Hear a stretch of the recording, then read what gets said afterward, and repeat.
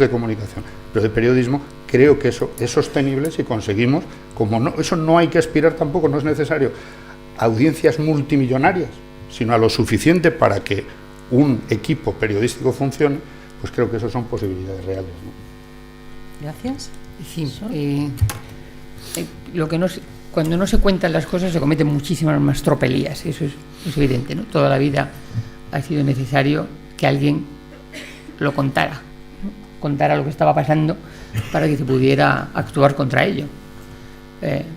Siempre ha sido así y de eso nace también la necesidad del periodismo y una de las condiciones de la democracia, que es poderlo contar. Si no lo puedes contar, el poder, el que sea, tiene muchísimas más posibilidades de abusar de ti, ¿no? Bueno, en cuanto a las leyes de prensa, yo no soy muy partidaria, me pasa como a Jesús, no soy muy partidaria de leyes de prensa. Sí soy partidaria clarísimamente de leyes contra la concentración de la propiedad y de la propiedad cruzada de medios. Yo creo que eso es imprescindible. Y yo creo que son muy, muy necesarias las leyes de transparencia, pero que las leyes de transparencia no están relacionadas con el periodismo, sino con la ciudadanía. Son los ciudadanos los que tienen derecho a la transparencia y tienen derecho a la transparencia de todo, incluido de los medios de comunicación, de la propiedad de los medios de comunicación y de la financiación de los medios de comunicación, pero desde luego tienen derecho a la transparencia de los medios públicos y de las instituciones públicas que están creadas precisamente en beneficio de los ciudadanos. O sea que la transparencia es una necesidad de la democracia.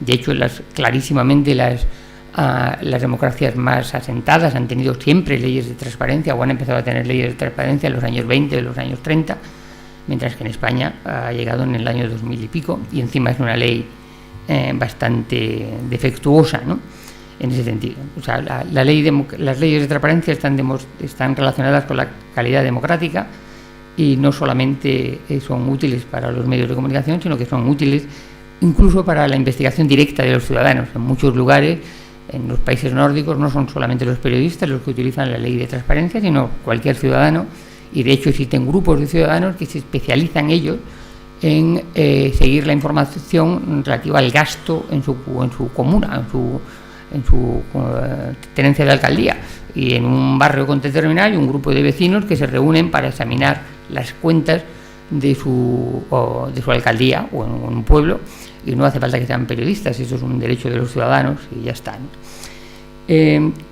En cuanto a claro que existen también necesariamente leyes sobre los medios de propiedad pública, sobre cómo se regula el estatus, el acuerdo periodístico que va a regular un medio de comunicación pública, como puede ser el BBC o como puede ser la Radio Televisión Española, ¿no? Esas son las leyes que yo creo que son las relacionadas con la prensa, con los medios de comunicación. Yo creo que son la concentración y los medios públicos y el reparto neutral de la publicidad pública, ¿no? Esos tres elementos son los que yo creo que deben ser regulados por ley, y el resto menos, ¿no? El resto nada, vamos. Yo creo que no es bueno confundir la independencia de los medios con su neutralidad. Los medios deben ser independientes de otros poderes, pero no tienen por qué ser neutrales. Los medios toda la vida, a lo largo desde que nacieron, unos tienen una tendencia, tienen distintas tendencias, y eso no es malo. No se trata de que todos los medios sean ahora de repente iguales, para nada. Los medios de comunicación tienen que ser diversos, tienen que ser contradictorios, tienen que ser provocar diferentes maneras de analizar las cosas. ¿Por qué no? Sí, está bien, eso ha sido así siempre, y es bueno que sea así, porque enriquece la capacidad de análisis de los propios ciudadanos, no la empobrece, sino que la enriquece, ¿no? Pero una cosa es tener diferentes líneas editoriales, y otra cosa es depender de otros poderes, depender del poder político, depender de poderes económicos. Eso es lo que es lo que debería ser más contrario a lo que debe ser un medio de comunicación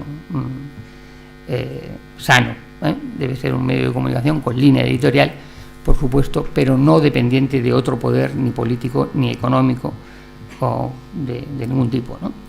Y para eso la única manera de ser independiente es que te puedas financiar. Si no te puedes financiar, no eres independiente, ¿eh?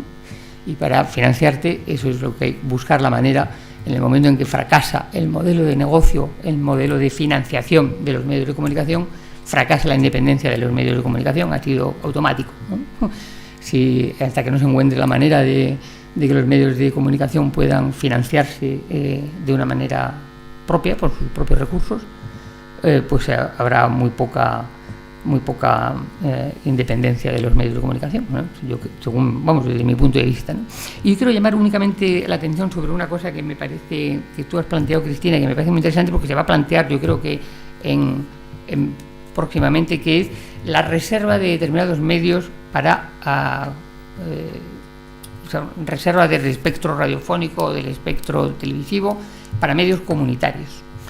Es decir, que eso se hace en algunos países y tiene también sus problemas, porque, por ejemplo, yo trabajé en Argentina durante una temporada como corresponsal, y allí, en la época de Kirchner, se decidió que un tercio de las radiofrecuencias eran para medios privados, un tercio de las radiofrecuencias eran para medios públicos y un tercio de las radiofrecuencias eran para medios comunitarios. ¿Qué sucedía? Que los medios comunitarios, a los que se les atribuía una cadena de televisión, una radio, por ejemplo, no podían financiarse. ¿De quién dependían finalmente? Del poder político. De manera que el poder político terminó teniendo 2/3 de los medios de comunicación. No consiguió más pluralidad, sino que al final, por eso digo que hay que tener cuidado con esa cosa, buscar reserva para medios comunitarios, garantizando que esos medios comunitarios van a tener independencia, porque si no se van a poder financiar, van a depender del gobernador de la provincia, en el caso de Argentina, van a depender del poder político que los va a financiar, porque si no, ¿cómo van a existir, no? Entonces, eso es lo que digo, que hay que tener cuidado con eso y estar atentos, porque esa es una de las típicas cosas por las que los poderes políticos consiguen al final más poder mediático sin que te des cuenta, ¿no? Cuando estás convencido de que es una maravilla, justamente es cuando han conseguido de verdad controlarte, ¿no? Entonces hay que tener cuidado. Bien, voy a abrir para preguntas del público, pero antes nada más quería señalar, efectivamente esperaba que como buenos españoles todos fuerais contrarios a las leyes, nada de leyes de prensa, pero sí habéis señalado que una ley en contra de la concentración de la propiedad transmedia es indispensable, que las leyes de transparencia son indispensables y hay que mejorarlas. Y ¿cuál otra vez? La de la distribución del espectro radioeléctrico. Ahí también Podemos acaba de presentar una proposición no de ley. Y por supuesto los medios públicos, eso hay que regularlo de una manera diferente a como está ahora mismo, que ha permitido esos desmanes tremendos.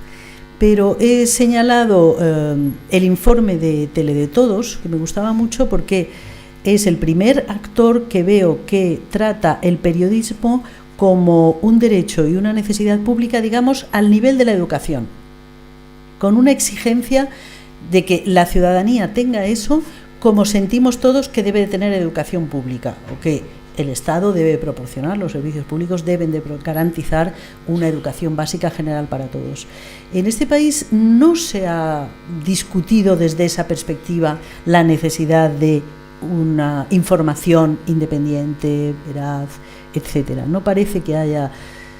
Bueno, los modelos son muy diferentes. En Inglaterra, por ejemplo, esos cuadros que hemos visto de marcas pues son completamente diferentes, porque la BBC, que es el medio público, está en primera línea tanto en lo digital como en lo otro, ¿no? O sea, hay muchas otras posibilidades que aquí no se han barajado. Y luego está la cuestión del estatuto de la profesión periodística, que también está en el programa de algunos partidos, que no habéis mencionado, que en España se está discutiendo desde los años 90, porque tampoco los periodistas se ponen de acuerdo. Pero diría que en todo esto hay una falta de debate, quizá, ¿no? Entonces, voy a ver si hay preguntas. Y hay otra cosa que no hemos citado, que es el IVA, es la protección del IVA a la prensa de papel contra la digital. Los digitales pagamos el 21% de IVA, cobramos el 21% de IVA a nuestros suscriptores, y la prensa de papel tributa al 4%. Eso ha pasado en Francia. Lo conoce muy bien Jesús porque ha sido Plenel, el de Mediapart, el que ha llevado la batalla adelante. De hecho, hizo insumisión durante años, dejó de pagar lo que le correspondía, sabiendo que estaba discriminado, que era discriminatorio pagar más que lo que pagaban los de papel. Y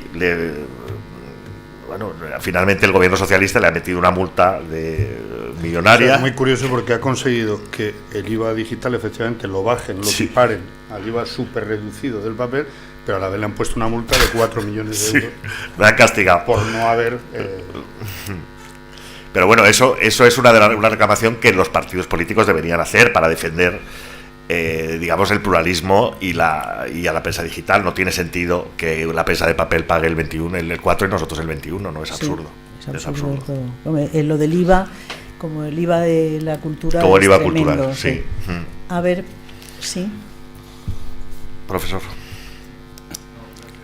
No voy a hablar de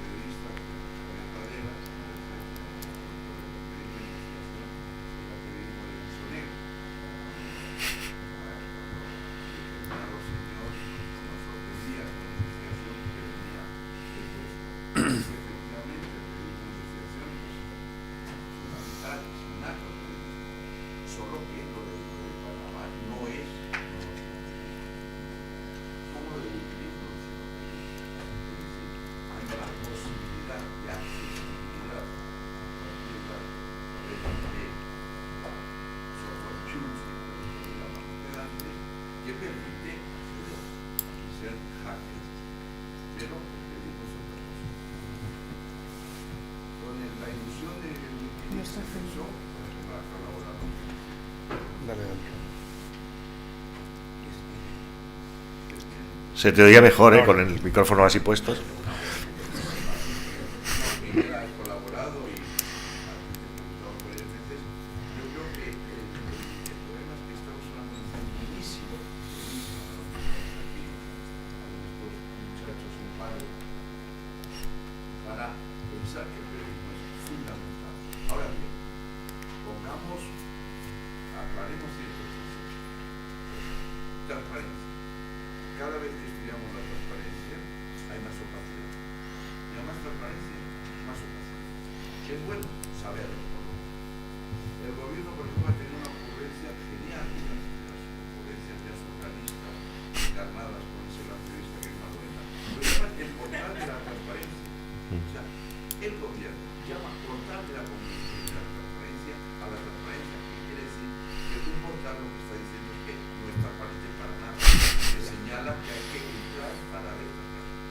Sí, además, el que es el problema de los datos que se ha señalado.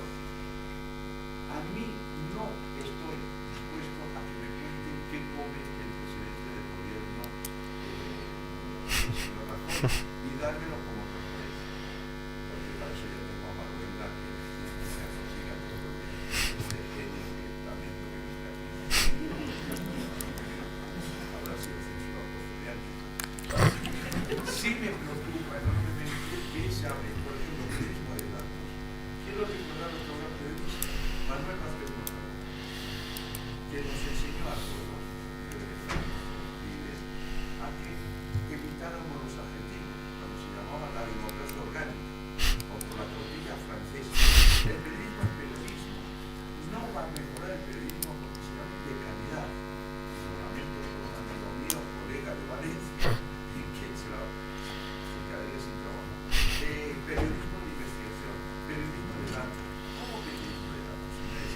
antes, cuando metió un gol, Di Stéfano no se daba el número de gol para evitar el dato. El dato existe siempre. El problema es un trabajo de hacer relevante la método de esta cosa semiótica.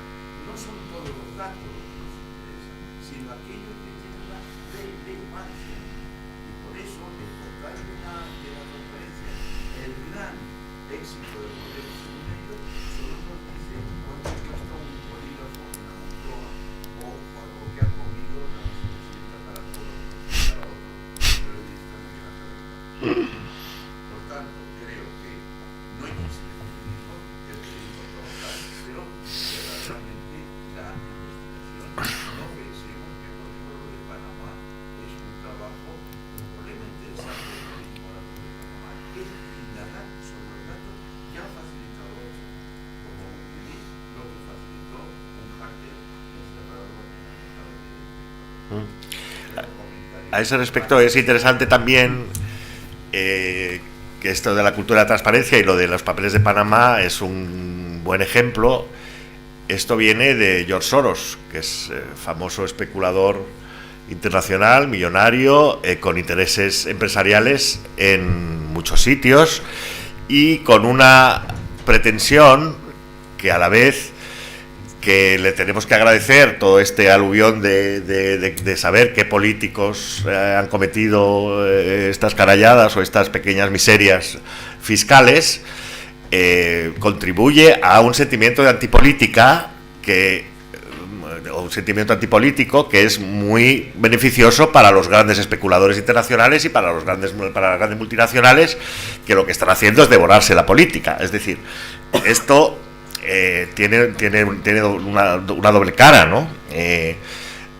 Soros está detrás del consorcio, está detrás de Cibio, está detrás de El Confidencial, está detrás de medios y plataformas periodísticas cuyo objetivo sí es la transparencia, pero es una transparencia muy determinada. Es decir, curiosamente aquí no estamos hablando de empresarios en los papeles de Panamá, estamos hablando de políticos, sobre todo, ¿no?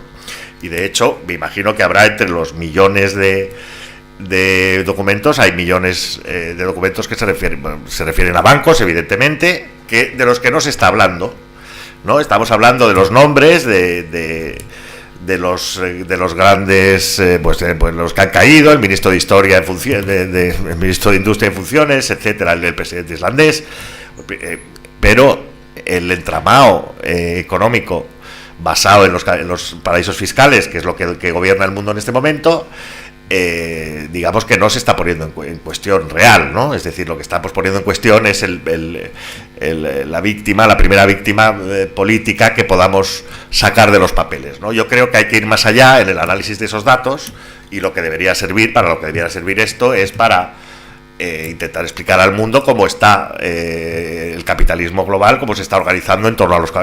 Está bastante explicado, pero en fin, intentar profundizar ahí y sobre todo contar cómo están escondiendo el capital las grandes empresas y los grandes bancos, más que los pequeños políticos, ¿no? Yo creo que en ese sentido, bueno, no hay inocentes tampoco aquí, ¿no? No hay buenos y malos, no hay, todos son malos. Donde se ve lo muy bien que viene tener buenos periodistas cerca. Esta acusación que has hecho me parece una acusación muy, muy seria, que revierte no solo sobre los papeles de Panamá, sino a lo mejor incluso sobre el consorcio de periodistas, consorcio internacional de periodistas, que para mí hasta ahora era como el héroe de la película. Y no sé si Verónica tendrá alguna información sobre esto, pero enterarme de que se está ocultando información acerca de empresas que podrían haber salido en estas filtraciones y se está privilegiando la información negativa sobre los políticos y demás, o sea, me ha supuesto un golpe. Bueno, como me imaginaba que iba a surgir este tema, también lo traía previsto y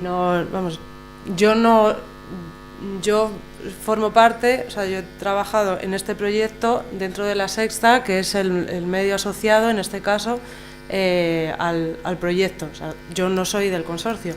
No obstante, por matizar, Soros no está detrás de los papeles de Panamá directamente, y os invito, también está en el enlace de la página del enlace que os he pasado, a un artículo del Confidencial de Desmontando mitos y bulos sobre los papeles de Panamá. Este hombre, así como Rockefeller también, que también nos ha surgido, y Rockefeller está detrás de esto. Bueno, a ver, no se ha financiado esta investigación en concreto así. Esta investigación, esta filtración y posterior investigación, que sí la ha habido, periodística, ha llegado el diario alemán Süddeutsche Zeitung y, ante la magnitud de información que suponía, la ha compartido con el consorcio y este ha seleccionado a los medios de comunicación, como viene haciendo en otros proyectos. La filtración es anónima hasta donde sabemos y seguirá siéndolo, porque, por supuesto, ni siquiera los periodistas del Süddeutsche Zeitung saben quién es, por lo tanto no sabemos si el que lo ha filtrado es Soros, porque es que no se sabe quién es. Y os leo, para no equivocarme en nada, pero vamos, lo tenéis en el enlace. Sí es cierto que la Open Society Foundation es uno de los principales donantes, que es un poco líos el asunto, del Center for Public Integrity, organización que a su vez financia al consorcio. Es uno de los donantes de los muchos que recibe el consorcio. Y esta Open Society está encabezada por Soros, que financia otros muchos proyectos, igual que Rockefeller está en todas partes que busquéis. Pues viva Soros. No viva Soros, decía. Sí. No obstante, en el consorcio ellos también abogan por la transparencia interna, están publicadas sus cuentas y sus donantes. Ellos también apuntan siempre que no reciben donaciones directas, no reciben donaciones, no aceptan, mejor dicho, donaciones de gobiernos, organismos gubernamentales, y ahí está, quiero decir...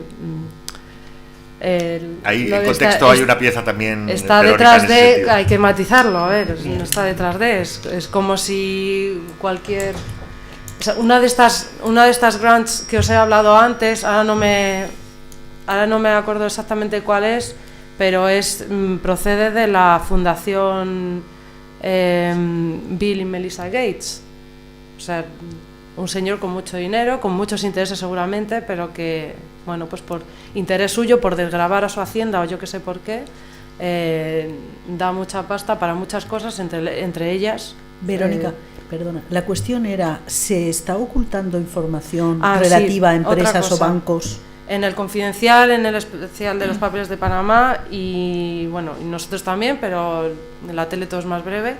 En el Confidencial podéis leer largo y extendido sobre la cuestión global y holística, que es el problema de los bancos, bancos españoles que participan de esto, que promueven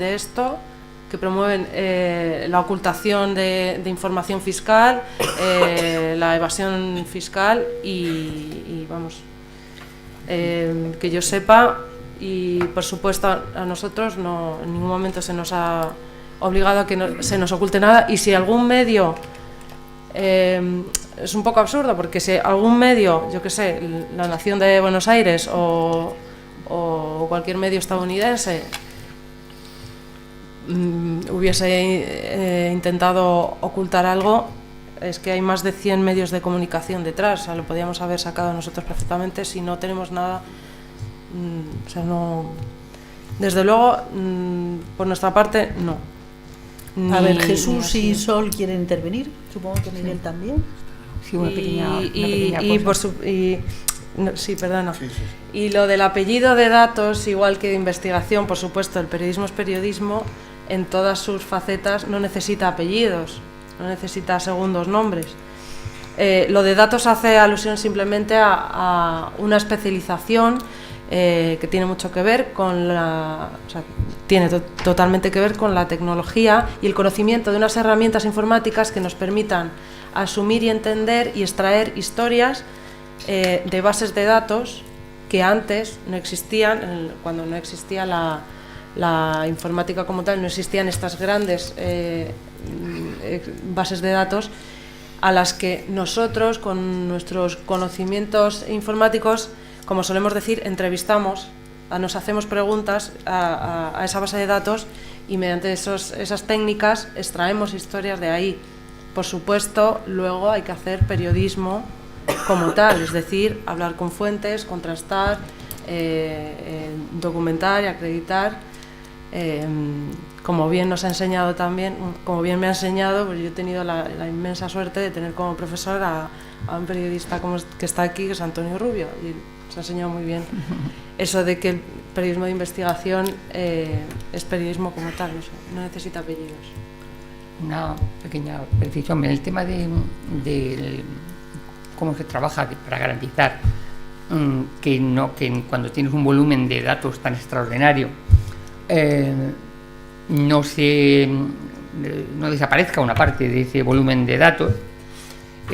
Suele ser bastante, yo no sé cómo se hará ahora en el consorcio de periodistas, supongo que se utilizará como se hizo también con Wikileaks, pero no lo sé. Pero en aquel momento lo que se hacía era, todos los medios tenían acceso a toda la información. Es decir, eso es una garantía, porque si el Guardian, el Le Monde, el Seyton, Los Angeles Times, no sé qué, tienen acceso a toda la información, bueno, pues ahí tienes una garantía, lo que cada cual con sus instrumentos de búsqueda empezará a buscar. Pero luego, en un momento dado, además, todo ese volumen de información se coloca en algún sitio donde pueda acceder cualquier ciudadano, de manera que cualquier ciudadano pueda también buscar lo que él quiere buscar. De, oiga, es que yo quiero buscar exactamente qué pasa con tal empresita que yo conozco y tal. Bueno, pues tú puedas, instrumentos de búsqueda que tú puedas colocar tu nombre, y los millones de ciudadanos que se pueden interesar en el asunto expurguen también esa información. Yo creo que esas dos cosas son imprescindibles para garantizar que grandes filtraciones de este tipo no se manipulan. Existen medios para evitarlo. Sí, en ese sentido, yo, si no recuerdo mal, Marca ahora anunció que todo el volumen de documentos se va a poner a disposición de todo el mundo en una fecha determinada, ¿no? De todas formas, la cuestión de fondo que apuntaba el profesor Lozano a mí me parece muy interesante, y solo quería recomendar un ensayito, si quien no lo conozca, que me parece muy oportuno, tiene ya 3 o 4 años, de un filósofo oriental que es Byung-Chul Han, que es La sociedad de la transparencia, y es una reflexión que viene tiene todo el sentido respecto a lo que comentabas, porque al final lo que expresa y lo que argumenta es: transparencia no equivale a verdad. La transparencia puede ser precisamente, dice algo así como el infierno de la verdad, es decir, que todo depende al final, y esto ha sido toda la vida de Dios en periodismo, cómo se utilicen las herramientas y cómo ejerza, con qué honestidad ejerza el oficio quien maneja los datos, ¿no? Entonces yo defiendo absolutamente el periodismo de datos, llámesele como se le llame, porque ahora mismo la capacidad y la realidad de que por las redes circulan millones y millones de datos exigen una capacitación y una dedicación técnica escrupulosa a manejarlos, ¿no? Pero al final de todo el proceso al que nos obligan las tecnologías, sigue estando lo mismo de siempre, sigue estando la honestidad con la que trabaje el que decide qué información y cómo la presenta, ¿no? Y me parece que es verdad que, de hecho, lo que están, a mi juicio, utilizando muy bien todo tipo de poderes, ahora ya más que la ocultación, porque saben que en cualquier momento cualquier ciudadano, cualquier empleado cabreado, cualquier amante despechado, cualquier cosa que también ha ocurrido toda la vida, pues puede aportar una información a alguien que puede manejarla. De lo que se están ocupando precisamente es de saturar para desinformar. Claro. Y es fundamental ese trabajo, que no es para nada incompatible, sino creo complementario con las enormes filtraciones, ¿no? Que a mí sí me parece preocupante el hecho de que esas enormes filtraciones y el trabajo, que yo no tengo datos para no pensar que es absolutamente riguroso, además por la complementariedad y la vigilancia de unos medios con otros, ¿no? Pero ese trabajo, el problema es que si lo analizáramos aisladamente, alguno de los casos y tal, dentro de 6 meses probablemente nos preguntaremos cómo nos pasó con Wikileaks. Es decir, pero ¿y cómo no han pasado más cosas? Es decir, ¿cómo no han volado muchas más cabezas? ¿Cómo no ha habido muchas más responsabilidades asumidas, ¿no? Porque al final el río se lleva pues eso, lo importante y lo accesorio todo. Sí. A ver, Miguel quería... No, yo creo que es una voladura controlada y por un lado es una inundación, lo cual hace muy difícil discernir y jerarquizar, es decir, que salgan una veintena o una treintena de nombres al principio le da mucha espectacularidad, pero eso es digamos una infinitésima parte de lo que hay ahí, ¿no? Es decir, las búsquedas se hacen cruzadas, claro, y cada país hace las suyas. También el hecho de decir que todos tienen acceso a lo mismo no sirve para nada. En Wikileaks cada periódico se dedicaba a buscar lo que le competía a ese país, ¿no? Sobre todo como porque era la primera cosa interesante que querías dar, era lo que te afectaba directamente a ti. Es decir, nosotros no, es verdad que yo estaba viendo lo de Italia, pero lo de Italia supuso pues a lo mejor un 1% o un 1 por 1000 de lo que dio el país de Wikileaks, ¿no? Entonces, quiero decir, y todas esas garantías, cuando estamos hablando de niveles de información, de datos tan enormes, bueno, pues tampoco garantizan nada. Es decir, tampoco garantiza que se escape el Bank of Scotland si no lo ha visto el Guardian o no lo quiere dar el Guardian porque en Alemania no lo van a buscar. Es decir, no garantiza nada. Lo que yo creo que hay que hacer una reflexión más de fondo. Yo no acuso a nadie directamente. Yo lo que digo es que la pipolización de la información lleva a que en primera página estén Cebrián, el ministro Soria, el Pepito de los Palotes y la prima de Cañete, y no entramos a evaluar de verdad cuál es el problema de fondo de esto, que es que el 10% del PIB mundial está en paraísos fiscales. ¿Y qué influencia ha tenido eso en la crisis económica, en la recesión, en la gestión de la crisis, en el giro a la extrema derecha de las políticas de Bruselas?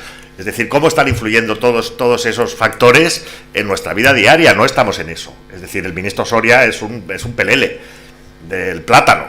Y a mí me da igual que dimita que no dimita para estar en funciones haciendo lo que hace. Lo mismo me da. Quiero decir, el fondo del asunto, al fondo del asunto no entramos con la inundación y con la pipolización de la información. No llegamos a explicar a los ciudadanos lo que suponen los papeles de Panamá. Y yo creo que eso es lo que es importante. Y saber que está Soros detrás, podéis leer en contexto la información que hemos dado, y está absolutamente detrás, y con intereses económicos muy directos en países a cuyos políticos se está atacando, que no es inocente. Eso es así. Yo no quiero decir que Soros sea peor que Soria, es que no entro a evaluar eso, me da igual. Lo que no quiero es que esto se convierta en una gesta de héroes, porque no es una gesta de héroes, y eso es así. A ver, un momentito, porque ahí tengo varias palabras pedidas. ¿Es muy breve? No, en actitud que estoy de acuerdo y que me disculpo. Solo que el coreano decía que lo único transparente es el vacío. Ok. Lo único. Y dos, que 11.700.000 documentos que esto no caben en el archivo de Simancas. A ver, de estudiantes y de profesores. ¿Privilegiamos a los estudiantes? ¿Hay un micrófono?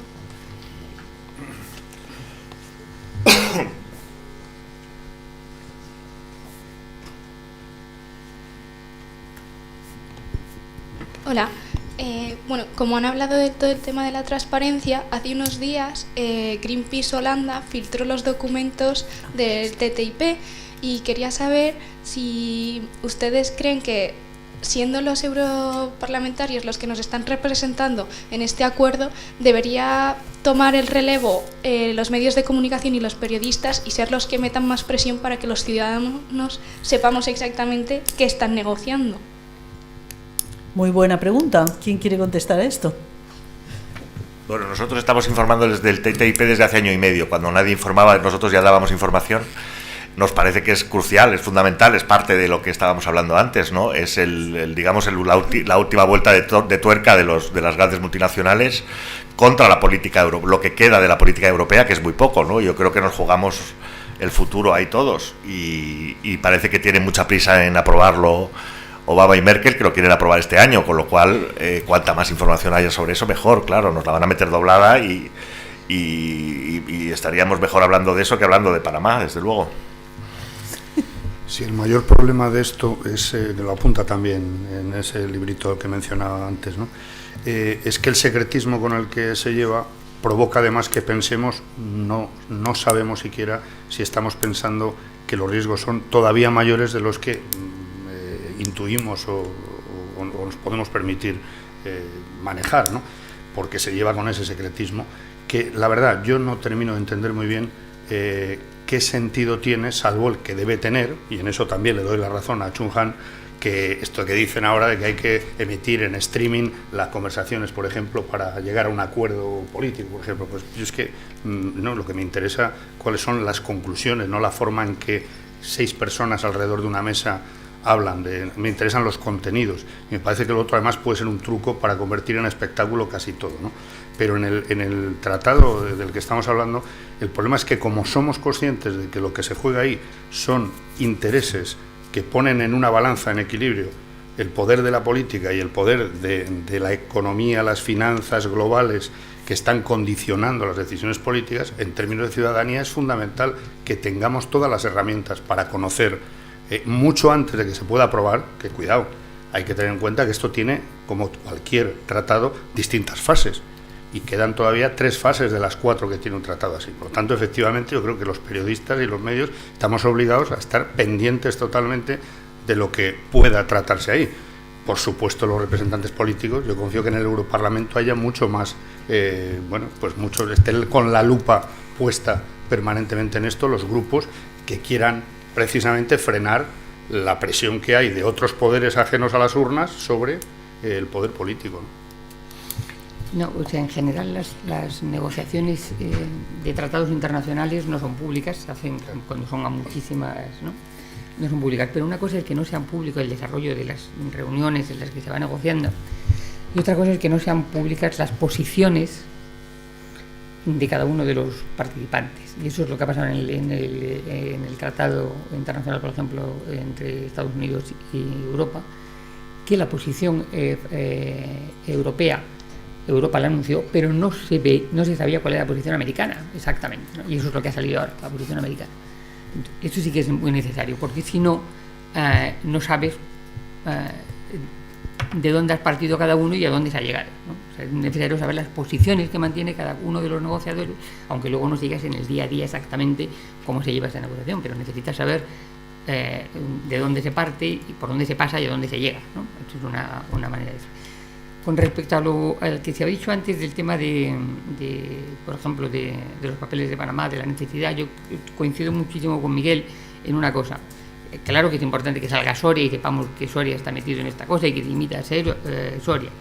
Eso es importante. Pero lo que se exigiría de los periodistas también debería ser el investigar los mecanismos que han permitido eso, en qué momento se aprobaron esos mecanismos, a petición de quién se aprobaron esos mecanismos y qué manera hay de corregirlo, porque eso es otra de las cosas que también es fundamental, porque si los periodistas no somos capaces de explicar a los ciudadanos que existen maneras de corregir esas situaciones, los ciudadanos pueden percibir la idea de que las cosas no se pueden modificar. La única manera es que los periodistas ayudemos a explicar, decir, bueno, este mecanismo que permite esto procede del año tal, que se aprobó tal ley en tal sitio, de tal manera, con esta votación, votaron estos, votaron otros en el Parlamento Europeo o en la Comisión Europea o como fuera, se hizo este acuerdo tiene estas consecuencias y se puede corregir de esta otra manera, ¿no? Yo creo que eso sería una labor de investigación de los periodistas muy importante. ¿Sí? ¿Querías hacer una pregunta?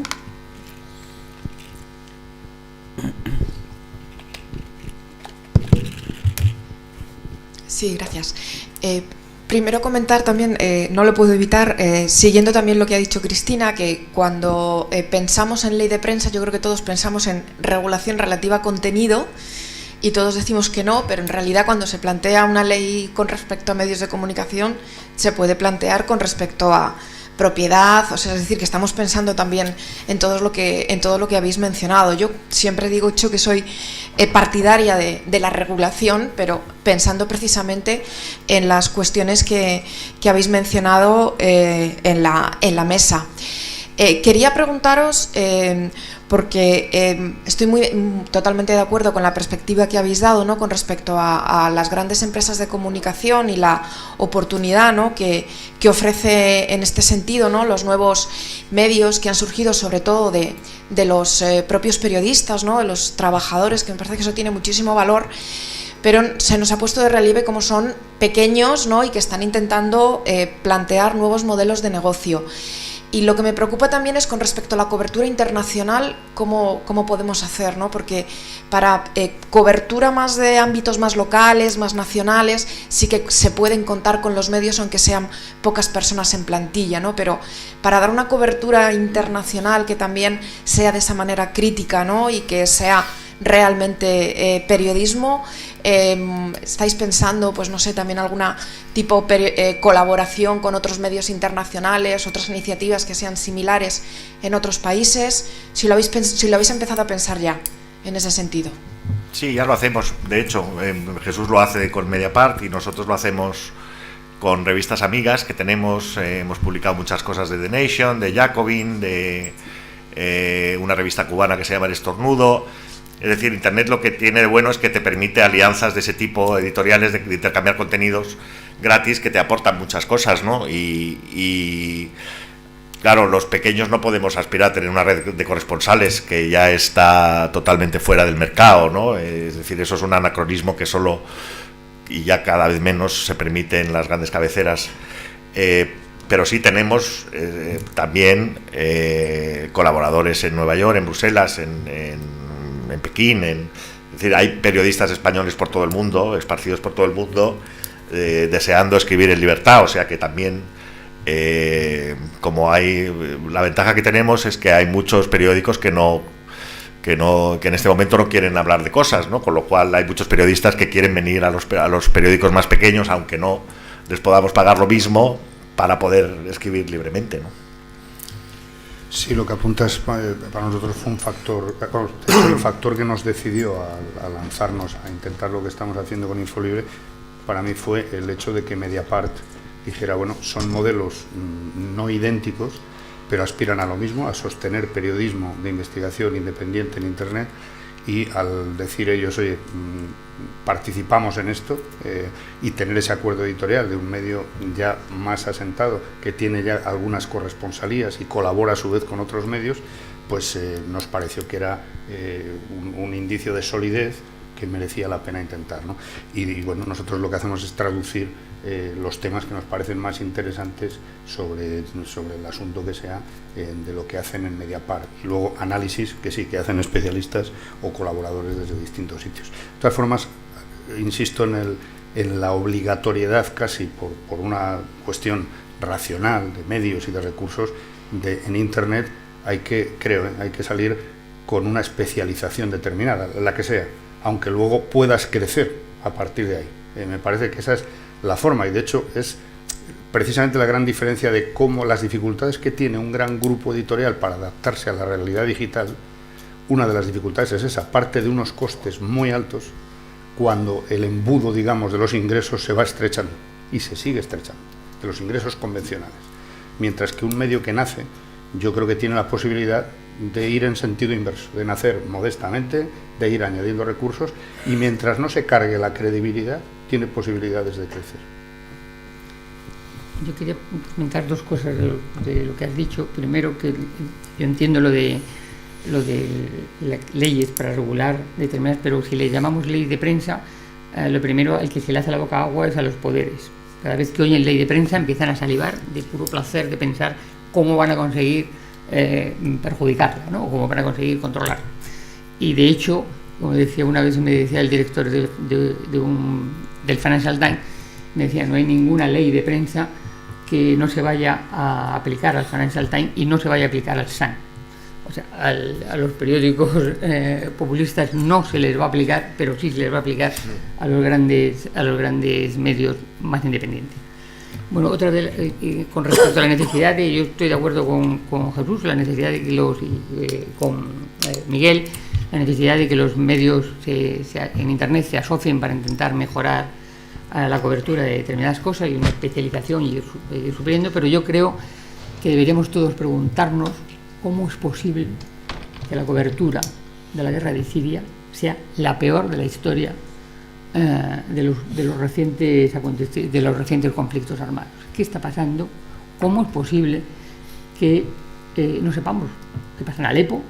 ¿Cómo es posible que no sepamos lo que está pasando en ciudades pequeñas que están sitiadas por fuerzas de Assad, no de ISIS, que también hace sus salvajadas correspondientes en sus lados, pero fuerzas de un gobierno que asedia ciudades pequeñas para matar de hambre a sus ciudadanos porque pertenecen teóricamente o están ocupados por fuerzas rebeldes, ¿no? Yo creo que ha pasado en los medios de comunicación para que la guerra de Siria sea la peor cubierta desde la guerra de Crimea. Totalmente de acuerdo. De hecho, solo destacar un aspecto que me parece interesante de hoy mismo, es la reivindicación de Reporteros Sin Fronteras a la ONU para que haya un organismo especial, un relator concreto dedicado expresamente a la seguridad de los periodistas en los conflictos. Es un paso importante, pero claro, hay que preguntarse, como dice Sol, no solo por qué no se ha cuidado desde los poderes, desde los gobiernos, la protección de los periodistas, sino cómo es posible que grandes grupos que sí han tenido siempre el músculo de tener enviados especiales y no solo freelance en los conflictos, no hayan reaccionado, porque está claro que se están poniendo obstáculos a la cobertura de esa guerra, ¿no? A ver, tengo 2 palabras pedidas. Este profesor la ha pedido antes, luego te lo paso a ti. Ahí tienes el micrófono detrás de ti. Gracias por asistir a este encuentro. Creo que para todos va a ser muy, muy interesante y se van a poder sacar conclusiones que yo creo merece la pena tener en cuenta. Voy a insistir en una cuestión que de alguna manera ha ido orientando casi todas las intervenciones que ha habido, y tiene que ver con lo que afirmaba Jesús Maraña sobre que no estamos tanto ante una crisis del periodismo, sino ante una crisis de los modelos de negocio del periodismo. Yo estoy básicamente de acuerdo con eso, pero creo que, en definitiva, la forma en que se resuelve ese problema tiene que ver con una cuestión que a mí me parece fundamental, y sobre todo para los estudiantes que están hoy, incluso los que están, por supuesto, para los periodistas que están en ejercicio, y es que eso tiene una incidencia considerable en las prácticas periodísticas, es decir, en la forma en que se hace de periodismo y, en definitiva, en la calidad del periodismo, de lo que hemos estado hablando. De tal manera que la forma en que se resuelva ese problema, que es que necesariamente hay que cambiar de modelos de negocio periodística, va a tener una incidencia fundamental en la calidad del periodismo y en la forma en que se ejerce el periodismo. Y yo creo que eso es algo, sus efectos los estamos viendo ya. Eso realmente, claro, está vinculado a otra cuestión que se ha dicho aquí. En definitiva, si el periodismo es un fundamento para la democracia, la calidad de la democracia, en definitiva, va a depender también de la calidad del periodismo. Así que, en definitiva, yo creo que hay aquí una serie de cuestiones que están implicadas y que quizás no tengamos todavía muy claras cómo se van a resolver. A mí, por ejemplo, me preocupa bastante de los nuevos modelos, digamos, de negocio, en definitiva, porque hay una cosa que habría que aceptar de principio, y es que la información no es gratis. La información cuesta dinero. La información hay que pagarla, y esta es la cuestión fundamental que tenemos a nivel global, pero también especialmente en este país, como se ha dicho, ¿no? La gente no está muy acostumbrada a pagar por la información, sobre todo si es una información digital, y esta es una cuestión de cómo lo resolvemos. Por lo que yo veo, digamos, hay 2 o 3 quizás modelos que se están tratando de imponer. Por una parte, el de la financiación a base de los lectores, fundamentalmente. Otro modelo que vendría más por parte de la publicidad, y después están los modelos mixtos. Lo que me preocupa especialmente, porque de lo que se está viendo, digamos, de los medios que, digamos, escogen uno u otro modelo, es que, digamos, aquellos modelos que tienen más audiencia, que por tanto tienen mayores lectores y tal, son modelos en los que todavía la publicidad tiene una importancia clave, ¿no? Y se ha citado, por ejemplo, como uno de los modelos de éxito en este país, el diario, y realmente es muy notable. El fenómeno del diario es, para mí, muy notable y muy a tener en cuenta, ¿no?, en el futuro. Pero hay algo que me está preocupando, y es que, si bien es cierto que parece según confiesan los mismos responsables del diario, procuran tener una publicidad que no les condicione excesivamente después de sus intereses de información y demás, al final lo que yo veo cuando accedo a ese medio es que tengo publicidad más o menos semejante y sobre todo los mismos procedimientos. Por ejemplo, me parece verdaderamente inaudito, ¿no?, que yo esté leyendo una noticia que se me abra un desplegable y que necesariamente tenga que ver esa publicidad, incluso aunque no la quiera oír, la tengo que oír, etcétera, etcétera, que tiene que ver en definitiva con ese modelo de publicidad del clip y demás. Yo creo que solucionar este tipo de problemas va a ser fundamental para, ya digo, obtener modelos de negocio que al mismo tiempo permitan un periodismo de calidad.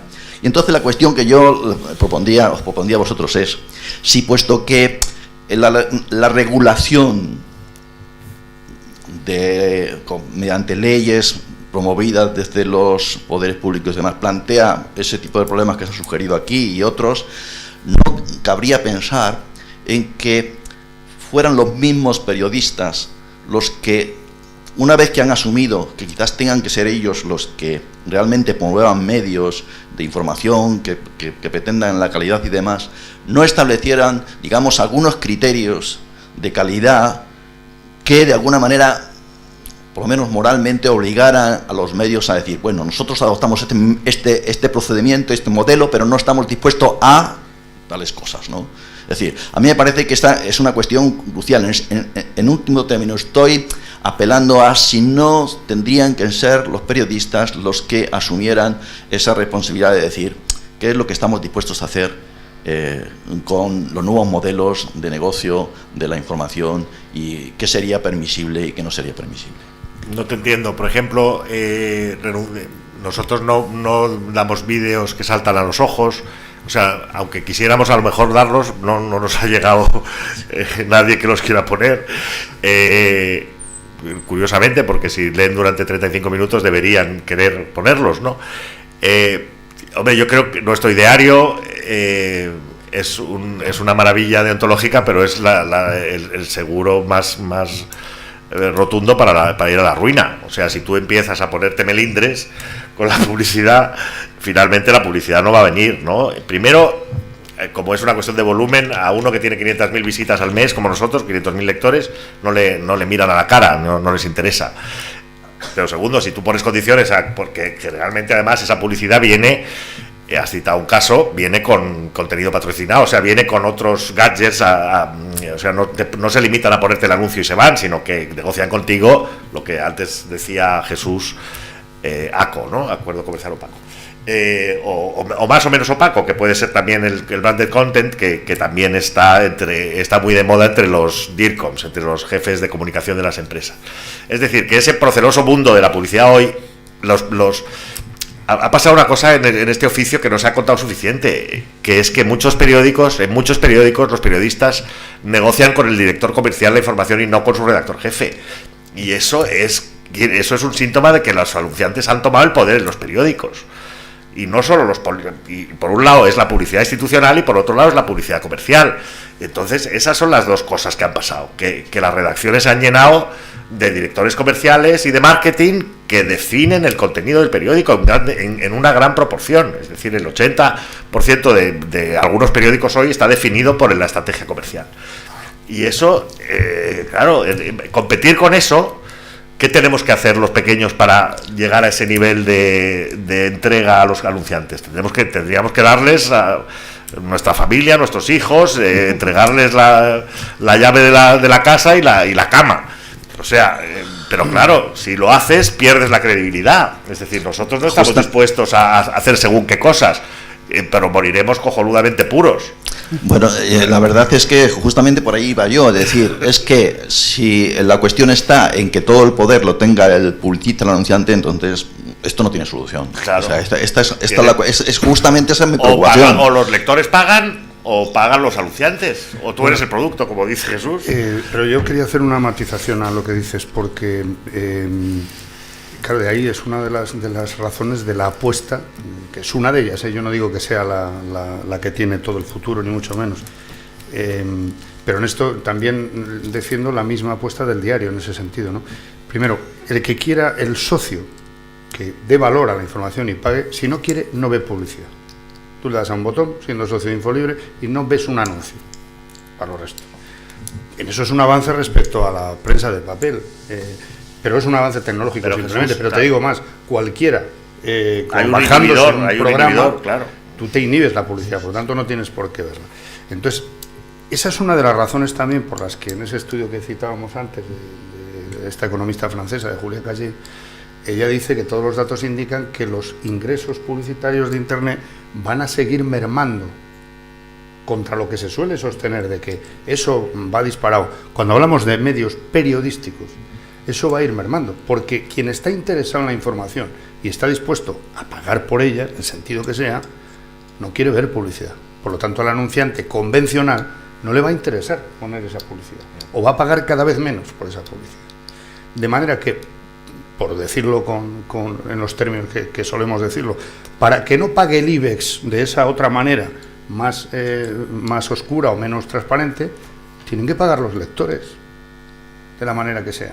Eso sí, para que paguen los lectores, a su vez, les tendrás que dar algo que valga la pena y que interese y que cubra una parcela de su... A mí me parece que tenemos que asumir, se acabó hace mucho tiempo lo de el periódico que uno lleva debajo del brazo como una seña más de identidad, y es su periódico de referencia, y ahora cada uno tiene sus periódicos, sus periodistas, sus blogueros, sus especialistas, a los que elige y dice, en esta parcela me fío de fulanito o de este medio o tal, ¿no?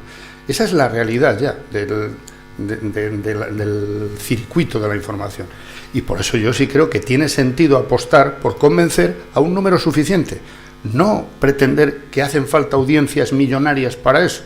Lo que sí tiene que tener el medio en cuestión, por modesto que sea, es la posibilidad de que con lo que hace genere un debate público y tenga unas consecuencias, es decir, se perciba como útil para la sociedad. En ese sentido yo creo que sí son factibles distintas fórmulas para reivindicar eso, y se puede reivindicar con más o menos,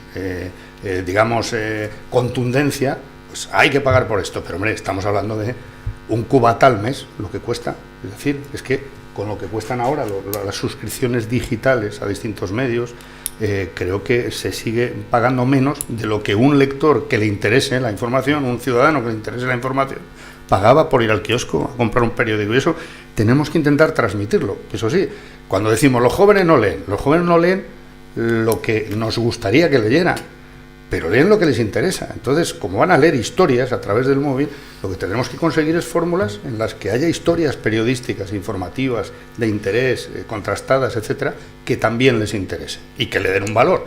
Yo por eso desconfío mucho de cualquier fórmula que haga equivalente el ejercicio del periodismo con la donación, porque me parece que eso va calando precisamente el mensaje de que la información no tiene valor, sino que es una especie de beneficencia que hay que tener ahí. Pero cada uno tiene... Bueno, eso es micromecenazgo, Jesús, no es una donación, es micromecenazgo y suscripción al mismo tiempo, es decir, es otro modelo de suscripción. No estaba hablando del... Distinto, o sea, no tiene... Entiendo que donación quería decir Jesús en el sentido de que sea gratis la información, ¿no? Claro, que se acceda gratuitamente. Bueno, es que, claro, el problema es que aquí se ha dado gratis, los grandes periódicos han dado gratis la información el día anterior al que se acaba la información en papel, y contra eso es imposible competir. Es decir, tú no puedes pretender que un medio nuevo vaya a ser leído y sea de pago y sea sostenible si los grandes periódicos están dando la información gratis el día anterior, incluso tirándose un tiro en el pie contra el periódico de papel. Bueno, es que vamos a ver cuánto dura el gratis total en los grandes periódicos. Claro, cuando empiece a cambiar eso, pues todos podremos ser de pago, mientras tanto es muy difícil. Yo creo que el modelo de negocio no está definido ni para los grandes todavía ni para los pequeños. Hay diferentes fórmulas, ninguna de ellas ha demostrado ser capaz de generar un volumen de negocio suficiente para mantener su propio producto. A trancas y barrancas, ¿no? Van unos y otros, los grandes y los pequeños van todavía a trancas y barrancas. Nadie sabe muy bien cómo va a finalizar este asunto, ¿no? Lo que respecto a otra cosa, sí creo que hay, estoy diciendo con los jóvenes, yo creo que los jóvenes quizá buscan nuevas maneras de que le cuenten las cosas, nuevas formas de contar. Tenemos los periodistas que aprender a llegar a esos jóvenes por la manera de contarles las cosas y les resulte más atractiva, quizá porque tienen otra cultura, más visual, no sé cuál es el problema, pero es evidente que tenemos que hacer un esfuerzo en encontrar maneras de contar capaces de llegar a esa gente que es más joven y que tiene otra cultura y otra manera de relacionarse con los medios de comunicación. Al final de todo, la tensión entre los publicitarios y los periodistas ha existido siempre. Siempre ha habido una enorme tensión entre unos y otros. Y al final esas tensiones son relaciones de poder. Si tú tienes poder, si el medio tiene poder, controla la publicidad.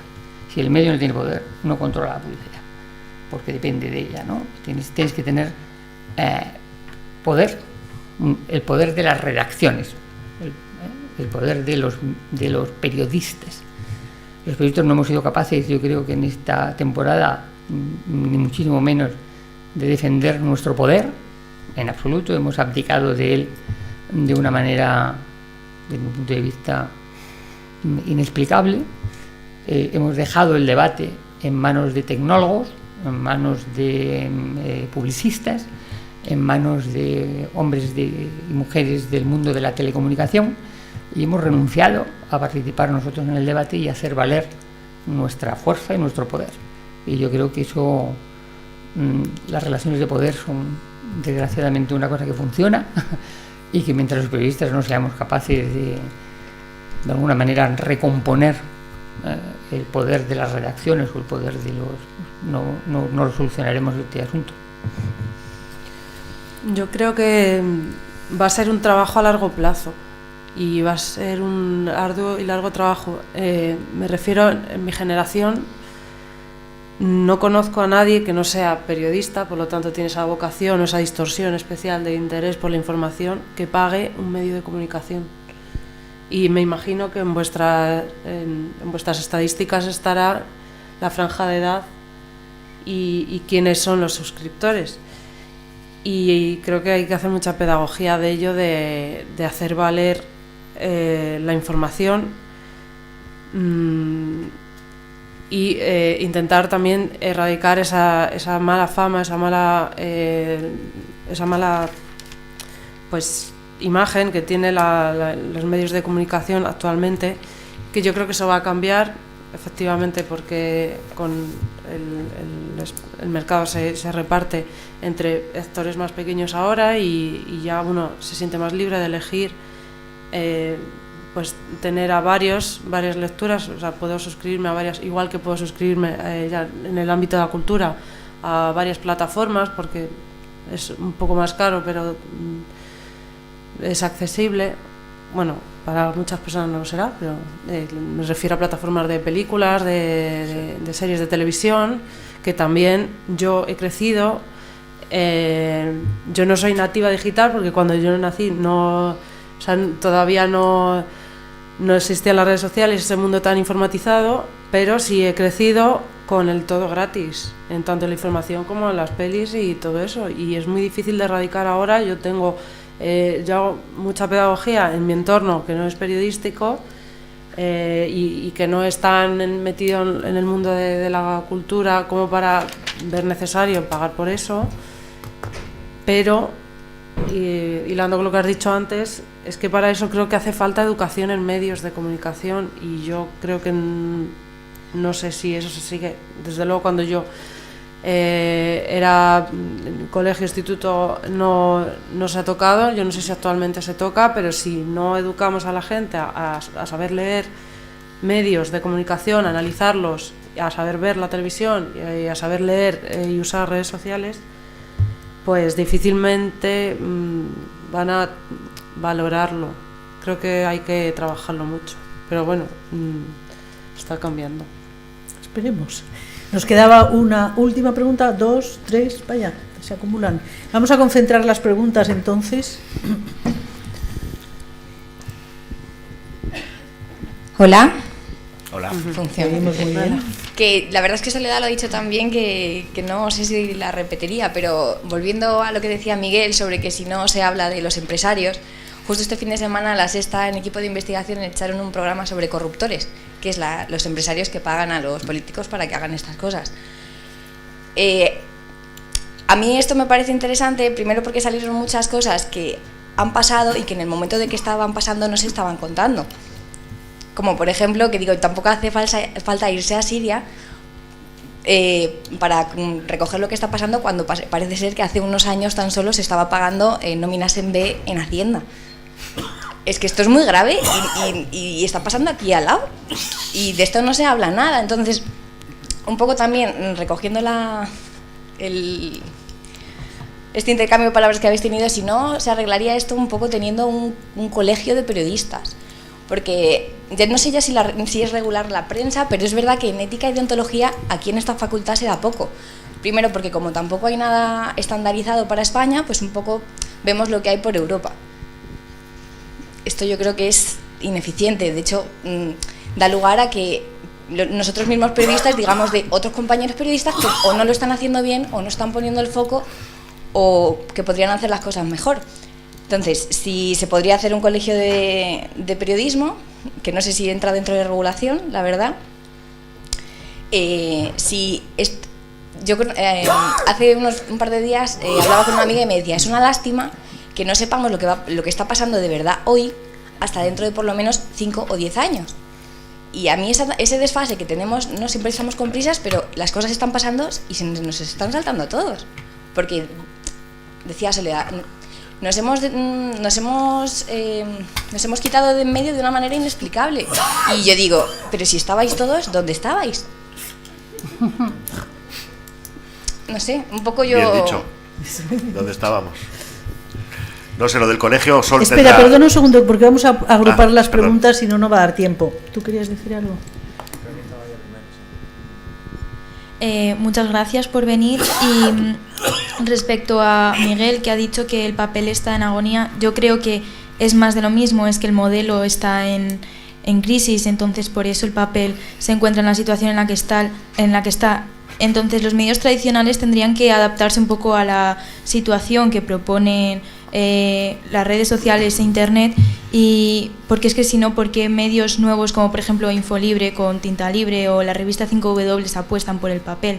Supuestamente el papel tiene que perdurar y para eso lo producís y lo utilizáis. Y luego mi pregunta era si creéis que el papel va a morir o no, desde el punto de vista de Soledad, por ejemplo, que está en El País, o desde el punto de vista de Miguel, que está en el medio digital. Gracias.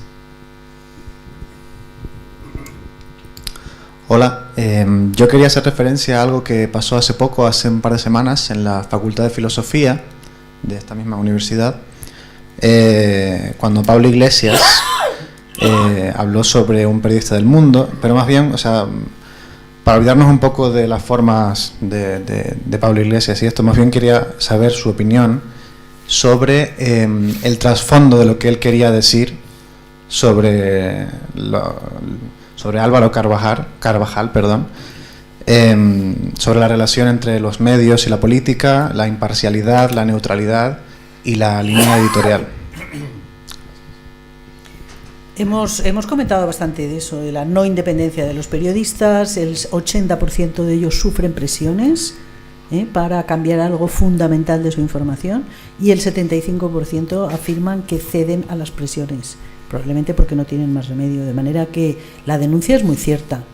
Probablemente no fue oportuno, no fue acertado nombrar a una persona que estaba en una situación de debilidad y no de poder, etcétera, ¿no? Pero la situación sabemos todos que los periodistas son el eslabón débil, y los jefes de redacción también, porque son los que tienen que transmitir las órdenes de su dirección, que están sometidos a intereses políticos y económicos, a los redactores. O sea, pero perdona, me he adelantado, tienen que contestar ellos.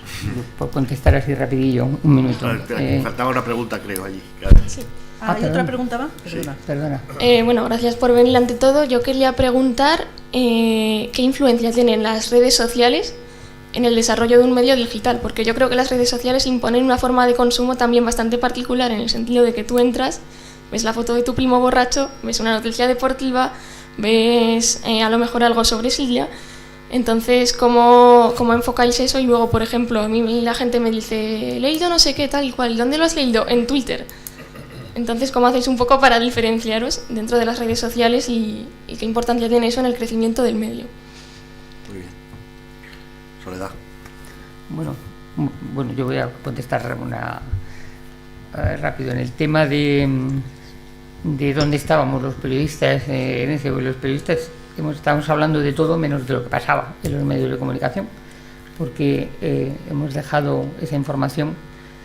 Lo que pasaba en los medios de comunicación se ha ido contando en medios especializados, como si se tratara de problemas de biotecnología o de alta física cuántica, cuando eran problemas sociales perfectamente comprensibles por el ciudadano normal, que no necesitaban ningún tipo de especialización tecnológica previa para comprender de qué estábamos hablando. Y sin embargo los periodistas dejamos completamente ese espacio y lo permitimos que se redujera a lugares muy tecnificados, como si eso fuera un debate técnico, que no lo es, desde mi punto de vista.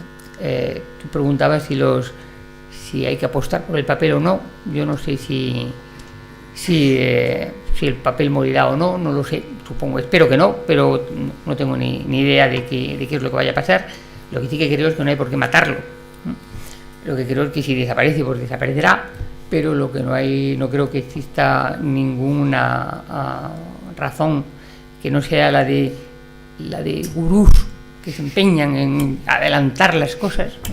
Yo soy partidaria de que los periodistas hagamos algo que es contar lo que pasa y analizar el pasado, y del futuro ni palabra, porque no sabemos nada, ¿no? Entonces, ¿para qué demonios empezar a ponernos a hacer de gurús? No somos gurús, no tenemos ni idea de qué va a pasar en el futuro.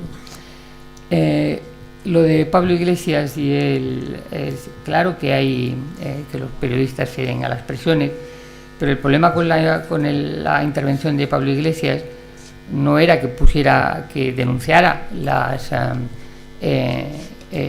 los ataques contra Podemos, que por otra parte son legítimos, en el sentido de que son legítimos desde el punto de vista. Hay una cosa que ahora se ha olvidado, pero que yo siempre he creído que era verdad, que era que una cosa era la línea editorial y otra cosa era la información. La línea editorial, un periódico tiene toda la razón, tiene todo el derecho del mundo a decir que no soporta a un movimiento como Podemos porque le parece un peligro contra su alma o con lo que sea, pues muy bien. Pero lo que no tiene derecho es a hacer una campaña sobre las cuentas de Podemos centradas en la falsedad, ¿no? La equivocación de Pablo Iglesias, desde mi punto de vista, fue en atacar a un periodista que estaba haciendo la información. Es verdad que los periodistas no deben ceder a las presiones. Siempre ha habido presiones y siempre ha habido que luchar contra ellas. Cuando estás en situación de precariedad, puedes luchar mucho menos. Si tienes un sueldo fijo, si tienes una empresa tal, puedes luchar contra las presiones mucho mejor que si estás en una situación de precariedad y el llevar dinero para mantener a tu familia te cuesta, es muy poquito, y entonces lo que no le puedes pedir a la gente es heroicidades. Yo no se las pido porque no creo que sea una cuestión de heroicidad, debería ser una cuestión de que nos pusiéramos de acuerdo para pelear, no para pelear entre nosotros, sino para pelear a defendernos, ¿no? Y por último, la influencia de las redes en los medios digitales, sí, yo creo que es muy grande. Yo creo que hay una influencia bastante grande, en el sentido de que sirven como medios de transmisión de noticias. Yo no sé, seguramente Miguel explicará mejor cuánta gente accede a través de Twitter o de Facebook a CTXT, por ejemplo, ¿no? Pero seguramente hay una parte considerable de gente que entra a través de las redes, lo cual es imprescindible para la supervivencia de los medios, ¿no? Sí, no sé si vamos en este orden ya. Bueno, yo poco que añadir. ¿Dónde estábamos? Es una buenísima pregunta, que yo creo que ya en varias reflexiones las que hemos hecho, pues yo creo que esa autocrítica debemos hacerla.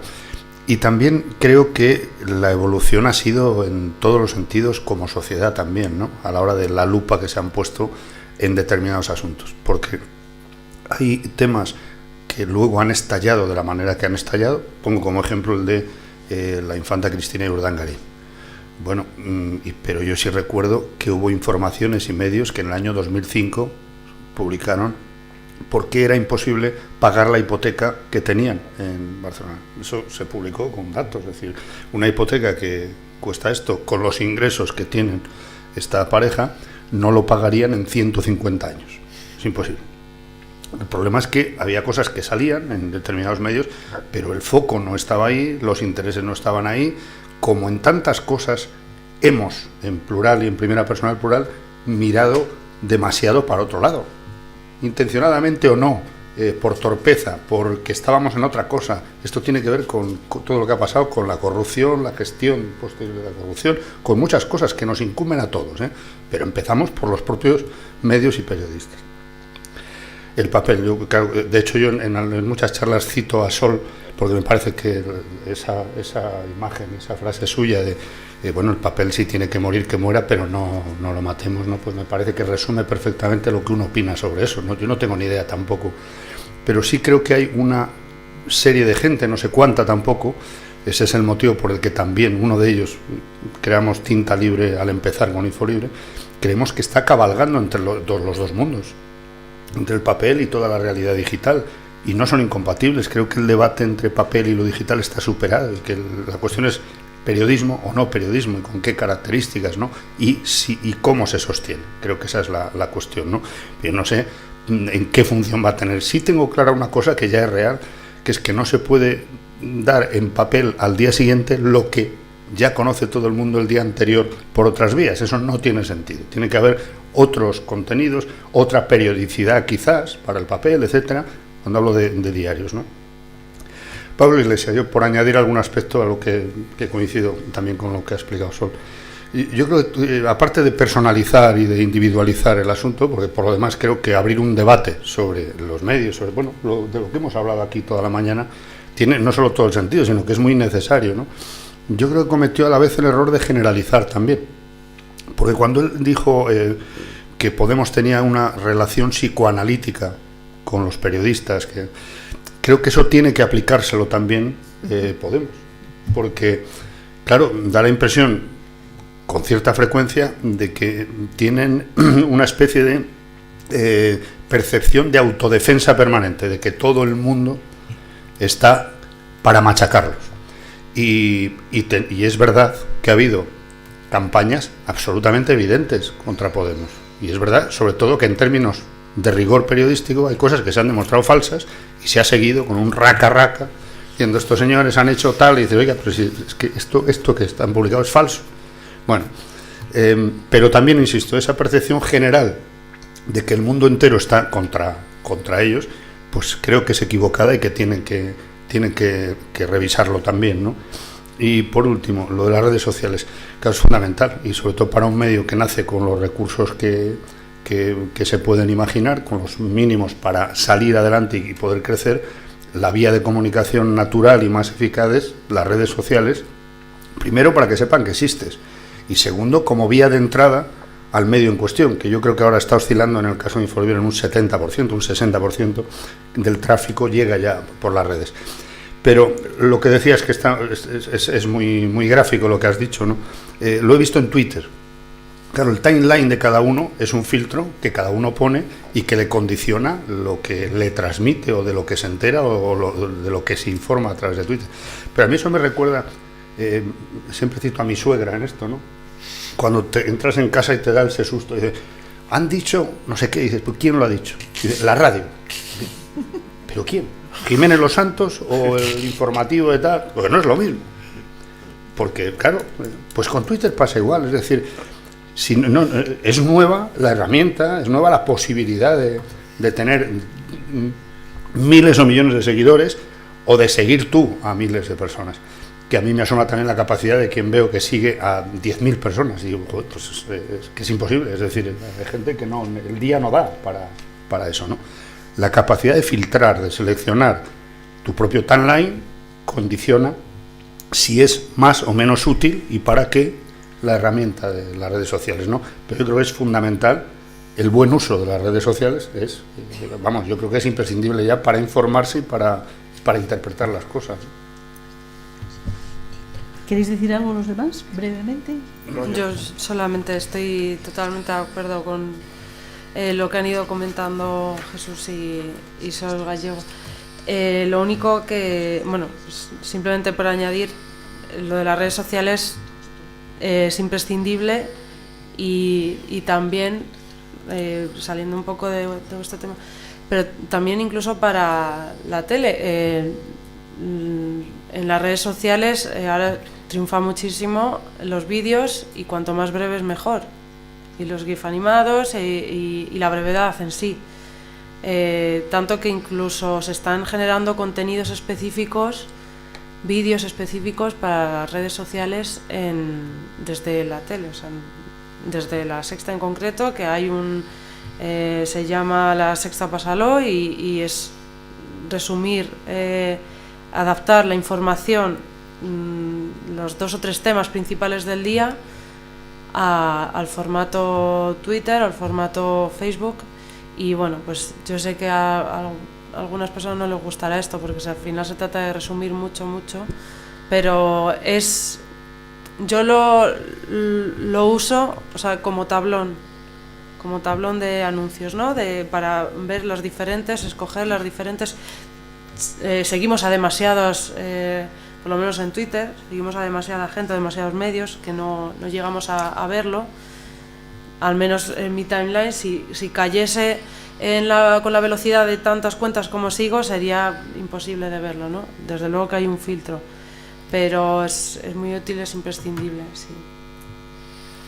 Bueno, nada, solo añadir que que Facebook es el actual rey de los digitales, ¿no? Es el que está cambiando el paradigma de cómo comunicarse con las redes sociales. Están intentando que la gente lo lea en Facebook directamente. Para mucha gente en el mundo, Facebook es la única ventana a internet que tienen. Cada vez más lectores entran por ahí y un poco la idea de Facebook es que la gente se quede en su página a leer y no vaya a las webs, con lo cual eso va probablemente a modificar todavía más y a dificultar todavía más el modelo publicitario, porque la publicidad, como está pasando con Google, acabará también en manos de Facebook. Con lo cual ahí hay un cambio de paradigma que está empezando, otro nuevo cambio de paradigma que nos hará replantearnos la estrategia a todos. Esto va a una velocidad que realmente es impresionante, y entonces, bueno, o te adaptas o caerás. Es verdad que para nosotros que somos pequeños y solo aspiramos a ser como mucho medianos, la vida será un poco más fácil y más cómoda porque seremos sostenibles con... nosotros, por ejemplo, seríamos sostenibles con 4.000 o 5.000 personas que pusieran 5 euros cada mes al año, ¿no? Bueno, eso no debería ser tan difícil de conseguir, que haya todavía 5.000 locos dispuestos a pagar 5 euros al mes por leer buena información o análisis.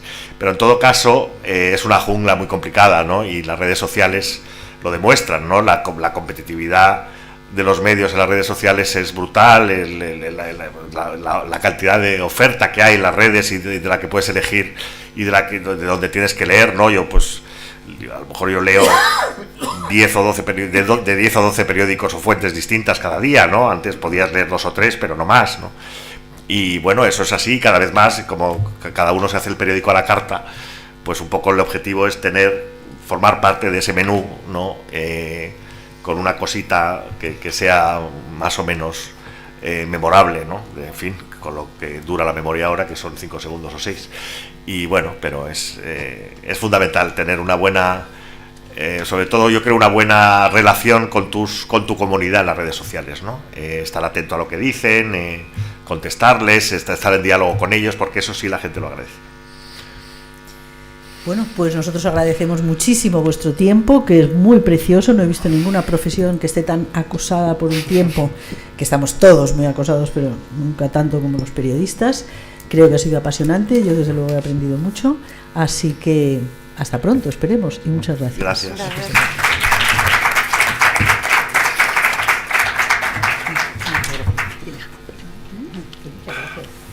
A vosotros.